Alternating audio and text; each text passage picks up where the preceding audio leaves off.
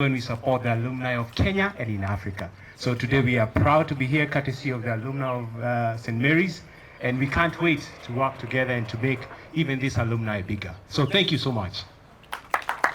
We assist the alumni to be able to impact the student population in their school. How? Financially. What you have seen today is a testament that when alumni come together, they can be able to impact the next generation. Secondly, is what we call the special persons in our lives, who are the teachers. Those are the guys who have enabled us to become who we are. Any amount of money you earn today, it is courtesy of that teacher who never slept, who did her work to make what you are today. And the third pillar is institutional development, where we make sure that we impact through the alumni the infrastructure of the school. The quality of education is impacted by how our institutions are. Do you agree with me? Great. And today I am honored because of the special heart or part the teacher holds in this place to honor, courtesy of the Alumni Challenge, one special teacher who has put St. Mary's School Igoji on the map. And I want him to come over. Is he around? Oh, good. So let's put our hands together for this man.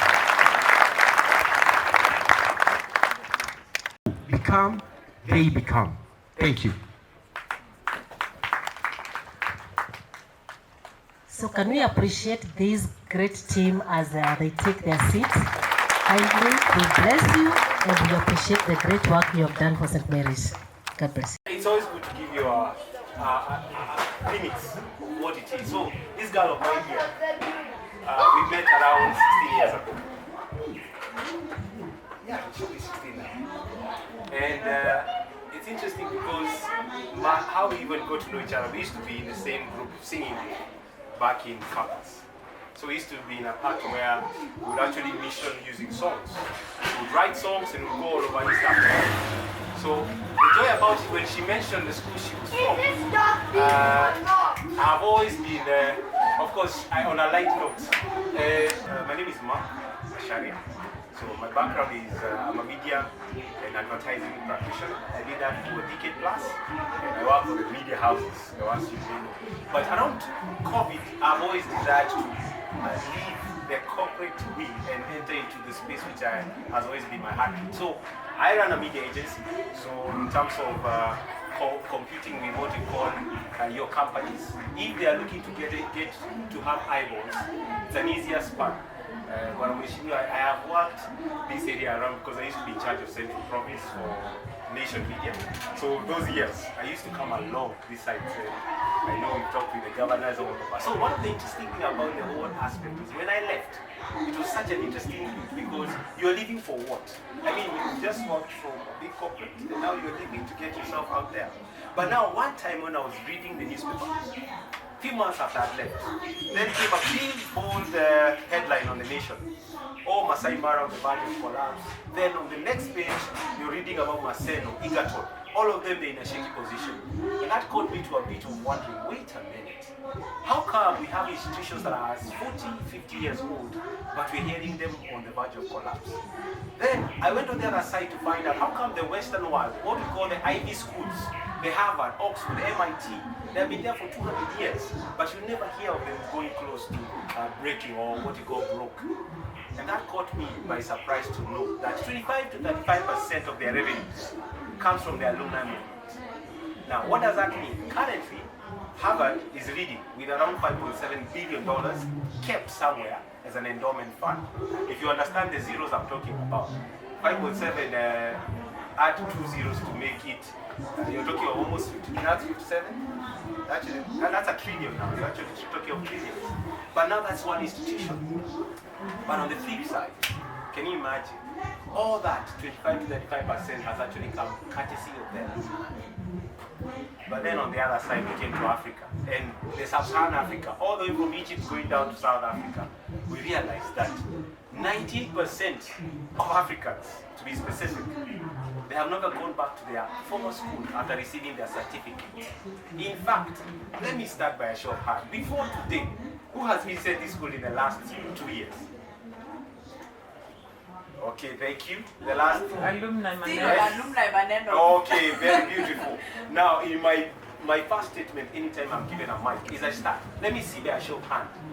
When is the last time you went to school? Don't worry, that's a familiar look I get every day. So I understand you fall under the category of the 90%. But shockingly enough is the 2% who claim to have gone back, they go back to what you call sightseeing. Sightseeing ni kubeba watoto kuonesha nililala hapa, nilikuwa naandika, in fact niliandika kwa mtiri iko pale. Unaandika ati Kagweria alikuwa hapa 20 years ago. You know? And we are there happily about it. But you know, Monday morning when the principal is telling people about the update of the week, she's trying to remember, wait, there was a lady here, she was tall. I can't even remember what she was doing.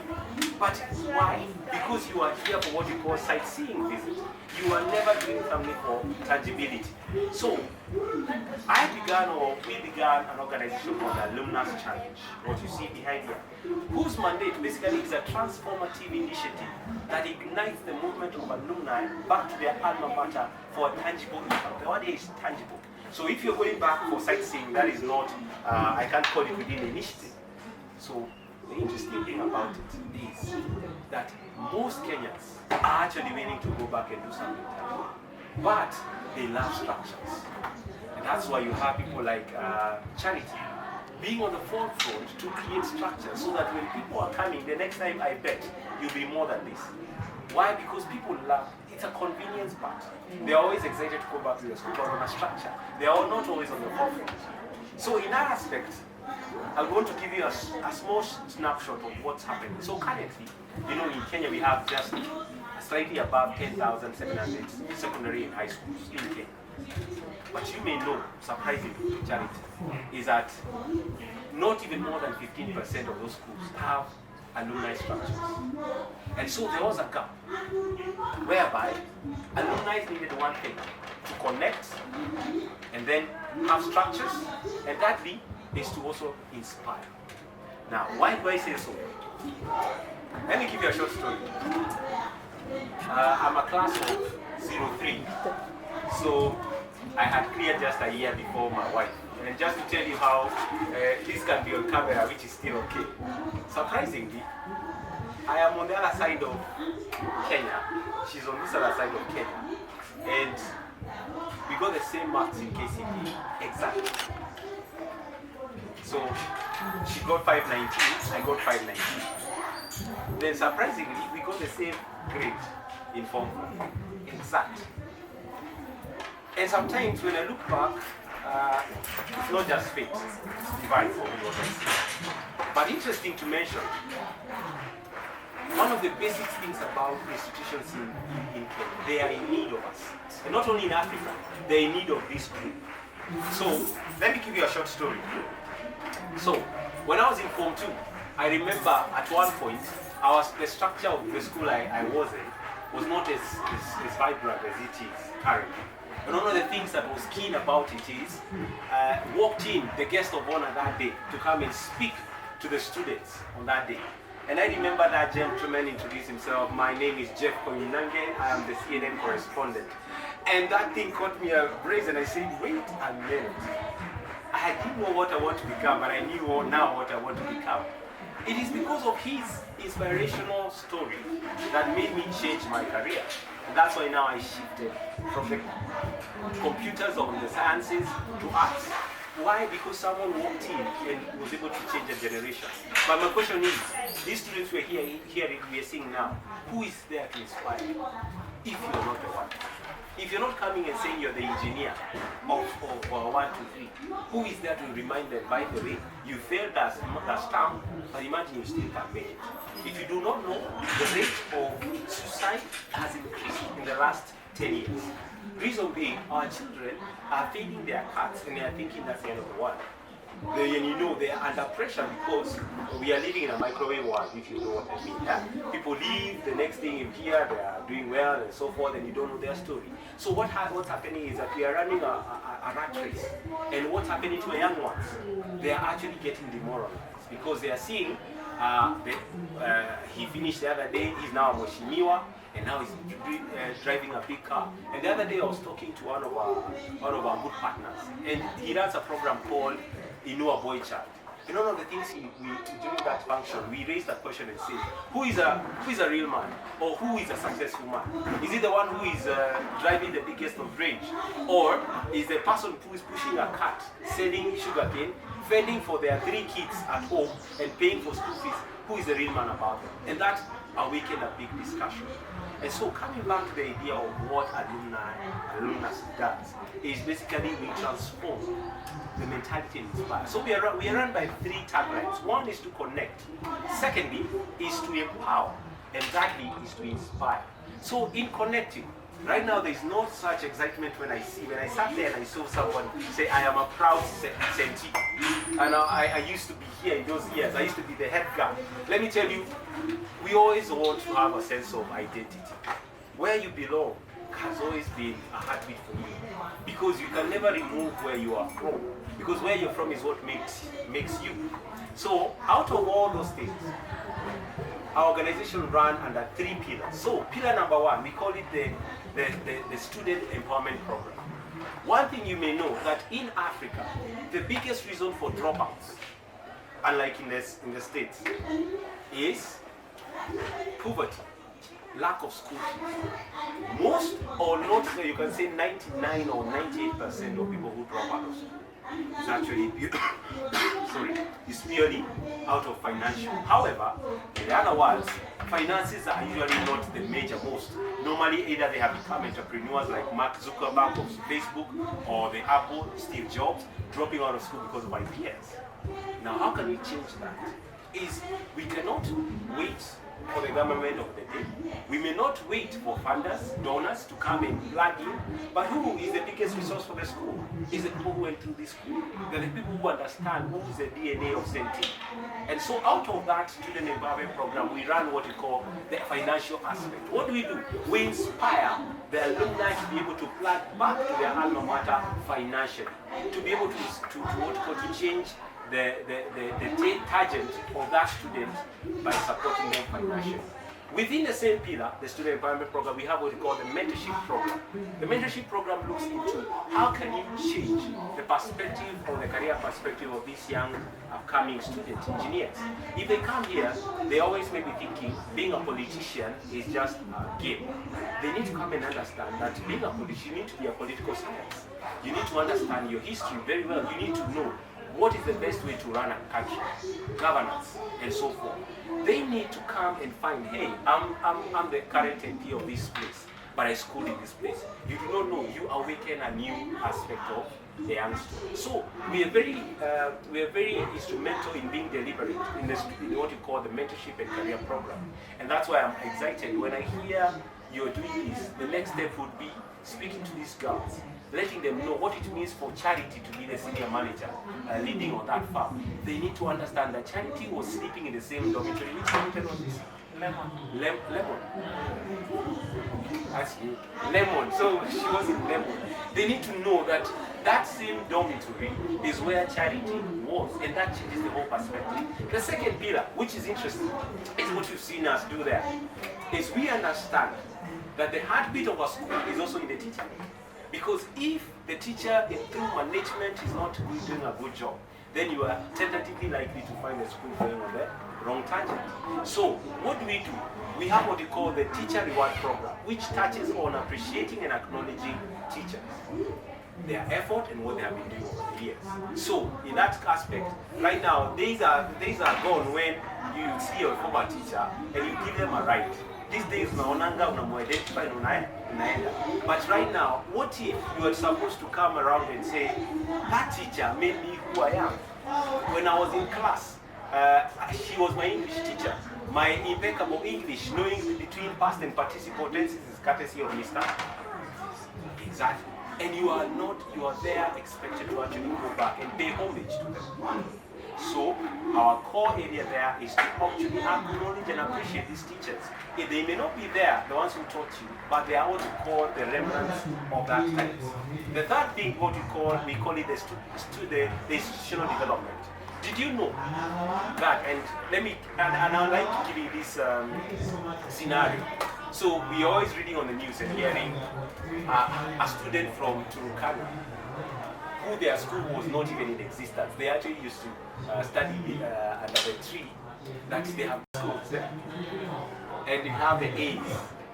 Let me tell you, optics, when you're given 2 students, you're likely to the B plus, because that student has studied in the harshest of conditions. So one of the things that touches on the quality of education, and I have to acknowledge that Senti, unlike what I thought, and I usually joke with my wife, I've been walking around and I've been, it's a well done. Or she reminds me all the time that she was in the national school. You have to say money, yeah. So let me tell you, the quality of education is also influenced by the structure of the school. Let me tell you, because of what they have done in this school, they can be able to actually have quality education, and they can become who they want. If I want to become a scientist, an award-winning scientist, and my class or my school did not have all those, those chemistry, what are they called, those banners and so forth. Let me tell you, Bunsen banner. Let me tell you, it will be a pipe dream for that. And one of the things that joys on us is when we go to an institution and we see there has been progress. Commendable to the teacher, the principal. She's managing the school in a better way that every school is. And then when I say I came and I saw a walled fence and I was impressed. Not something I was expecting. So coming back to what we do and what we've done. So we realized 2 things. That right now, if none of you are here, and I asked you, we come all the way, 100, 200, we've done what, 280, could be 280 kilometers, but on a Sunday you make your way all the way here. I tell you, most 90% or 98% of people will not agree to that, irrespective of what the school gives them. Why? Because people, it's not in their heart to actually visit the world, but you need to create for them. So 2 things that Kenyans love.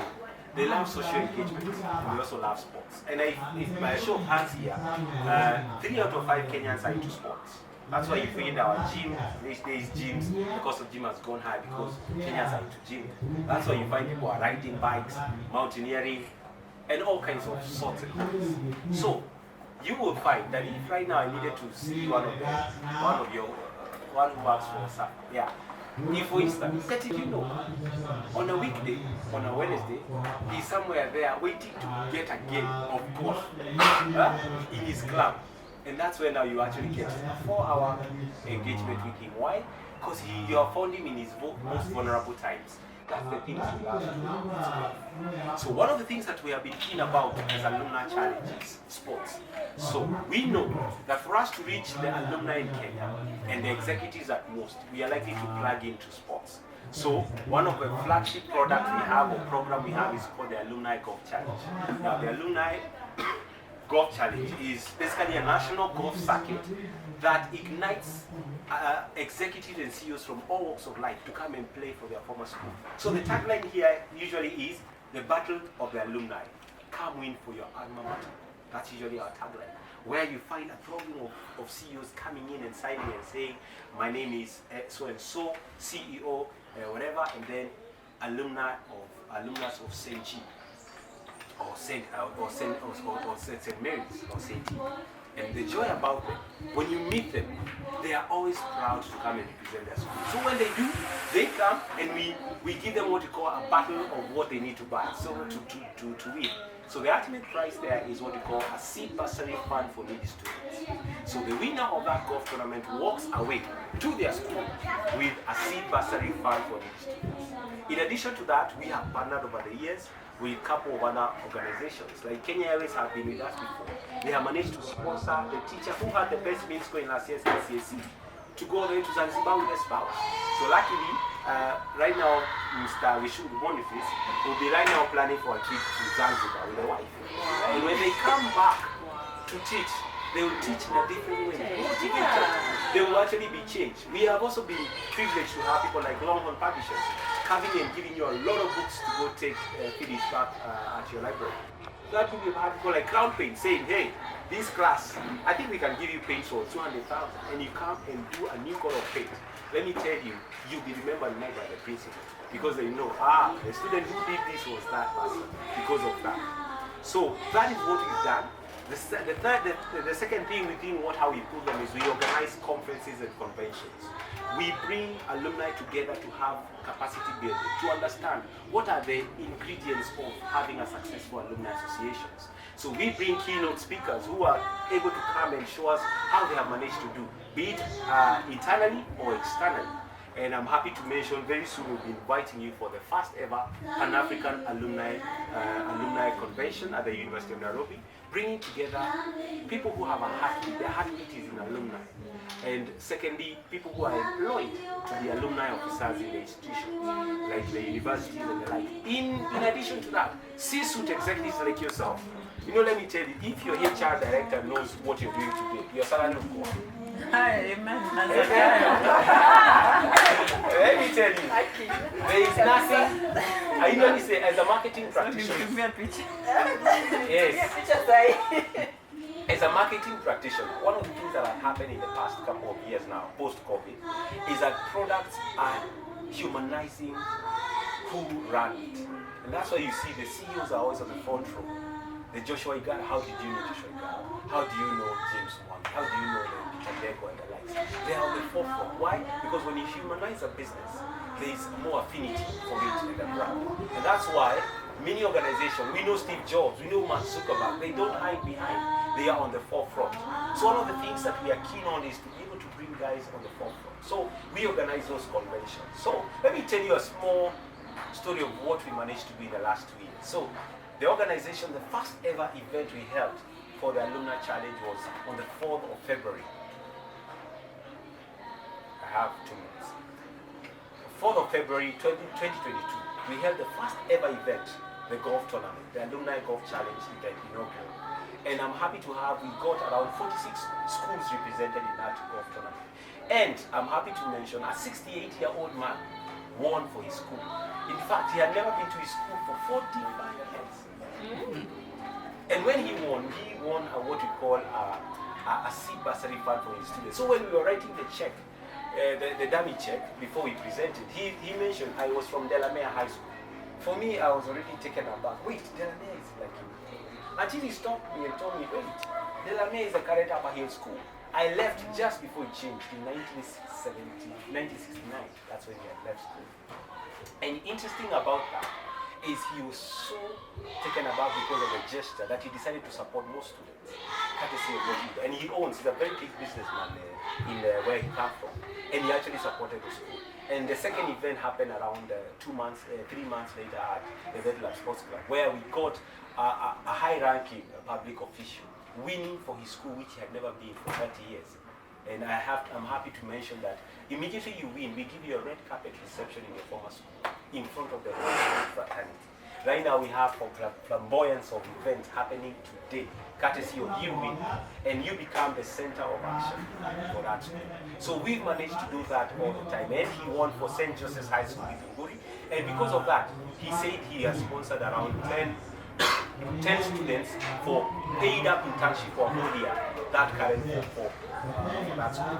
And then he was able to change the perspective of the students there. The first ever lady to ever win that tournament was a lady who owns a business lady, happens to have won for a school. She could not even fathom writing down the name. Why?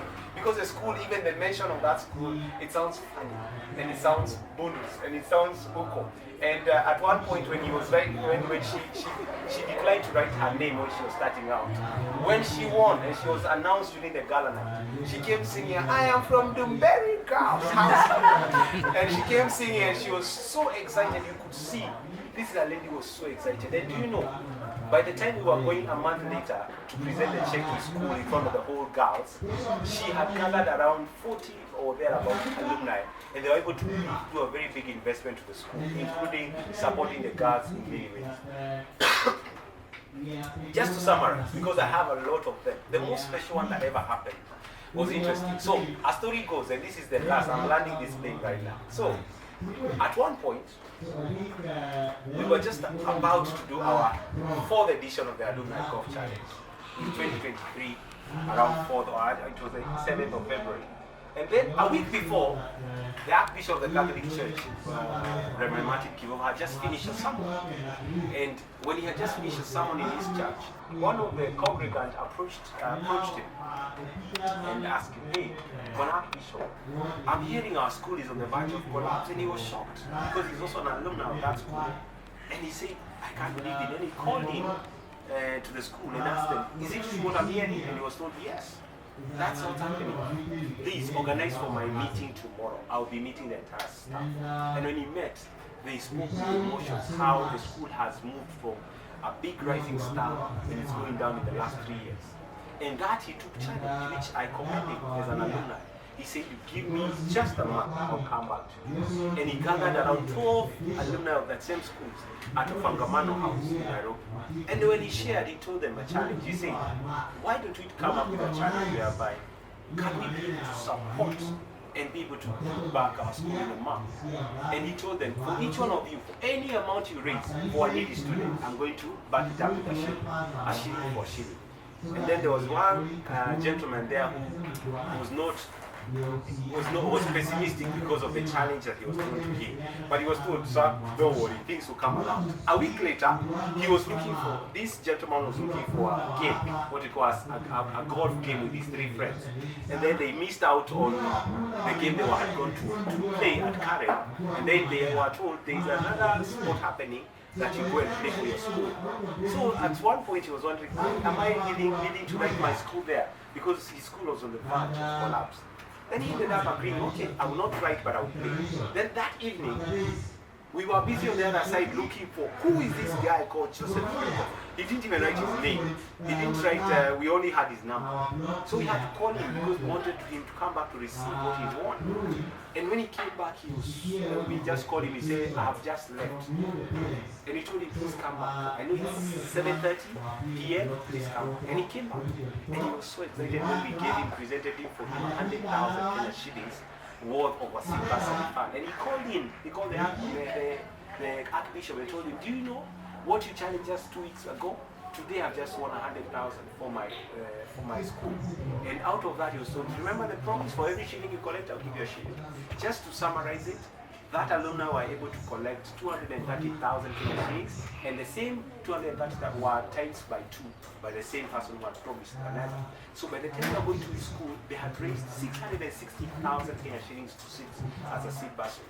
In addition to that, the Archbishop, Reverend, was very busy telling me, "Mark, before you come for the alumni homecoming, we call it the homecoming, I'll be ready for you because we have been able to gather 3 or 4 other developments for the school so that they can be presented to the school." So they managed to get a partner who was able to put in money to put up an artificial football park in the school worth millions of shillings. Secondly, an alumni was able to say, "I'm going to put up a computer lab courtesy of the school." Mind you, the school he was playing for was St. Mary's High School in Kwale, all the way in Kwale.